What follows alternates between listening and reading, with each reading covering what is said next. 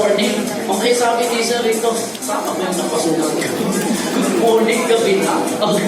Baka nagtaka sila ko, Sir, ba hindi sabi ng good morning? Of course, syempre, di ba, kapag laging may bagong umaga, laging may bagong pag-asa. Kaya magulat ka sa Coach More. I-upload natin ito sa Facebook pa.